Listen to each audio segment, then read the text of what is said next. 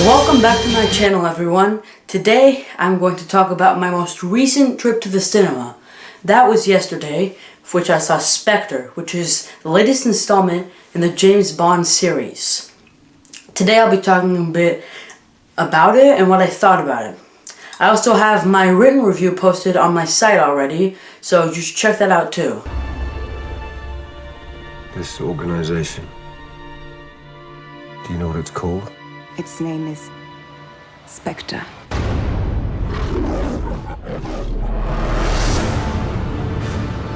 Look around you, James. Everything you believed in, a ruin.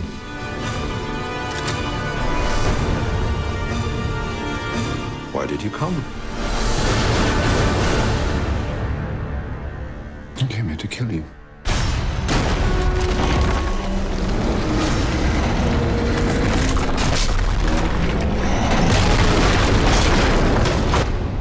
And I thought you came here to die.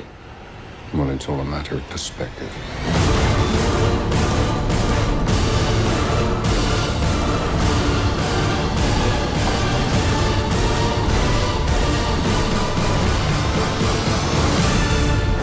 So Spectre is the fourth installment of Daniel Craig's rebooted Bond series.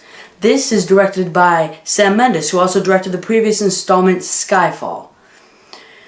Now Spectre I was a bit skeptical of when I stepped in because of the mixed reviews, but I was not let down. The action was just exciting, the cinematography was amazing, the performances were great, especially Christoph Waltz. And Spectre just turned out to be everything I would wish for from a recent James Bond film. It's enormous, action-packed, I just loved sitting through it. Now, the previous installments in the Craig Bond series were leaning away from the classic Bond elements like the gun barrel opening and the famous martini. However, this movie uses it in the classic way, in a very nostalgic way too, and sometimes even makes fun of itself.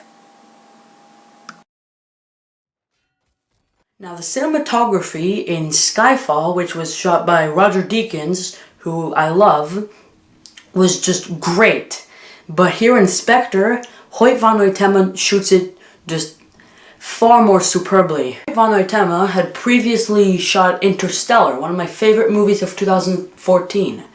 And like in Interstellar, the cinematography here was magnificent, fitting perfectly with all the action. Now, I couldn't take my eyes off the action scenes. They were just so entertaining, exciting, well shot, and they were just so damn fun. There was one battle in Mexico City that opened the movie, another in Austria. They were just so cool.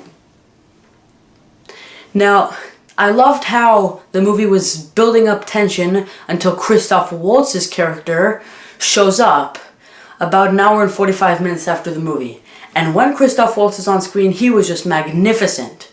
This guy has already won 2 Oscars within a span of 3 years, and he's just such a good actor. He's probably my favorite Bond villain yet in this movie. Cast, including, of course, Daniel Craig and Léa Seydoux, our newcomer Bond girl, were also great. Craig once again delivers a deep performance as the hero. We see how he's tortured, this time more psychologically than physically, by Christoph Waltz's villain. And Léa Seydoux was just very strong too, and I was glad she was casted in this movie. Ralph Fiennes reprises his role from Skyfall. He is now the current M, and he did a great job too. So did Naomi Harris, also reprising her role, and Ben Whishaw, who was just fantastic as Q. This time around, the film's theme is sung by Sam Smith, who I'm not a fan of. And when the song came out, Writings on the Wall, nobody really liked it that much. But this movie makes such great use of it, and I'm glad that the song was written for the movie. In the opening credits, there is just such great imagery, and the song actually fits in well. So, I'm kind of glad they used the song for the film. Now, the ending was just perfect. I was on the edge of my seat the entire movie, especially from when Christoph Waltz showed up. And I thought the ending was a great way to end the James Bond saga, even though it's not officially over. But I think if they do decide to end Daniel Craig's character's story here, then I would be fine with that. Because, of course, it wouldn't get more enormous and action-packed than Spectre. Now, I only have a minor complaint or two in this film. There were way too many plot points that made it seem a lot similar to Mission Impossible Rogue Nation. The whole plot setup of it felt way too similar to Mission Impossible 5. I noticed that throughout most of the film.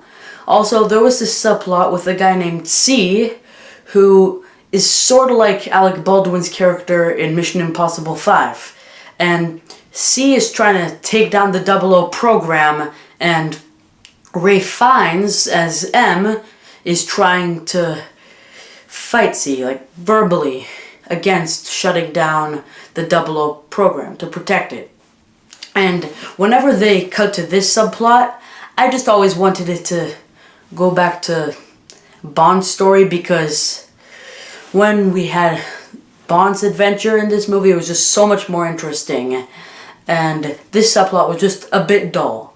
But overall, I still loved Spectre. It was better than Skyfall in my opinion, but not quite as good as Casino Royale, which is still my favorite Bond movie of the century. Spectre is definitely a must-watch for fans of the saga. And it's definitely a hell of a time at the movies.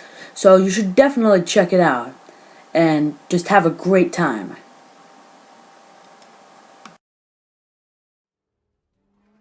Thank you for watching this brief movie review of a film I recently saw and reviewed on my site.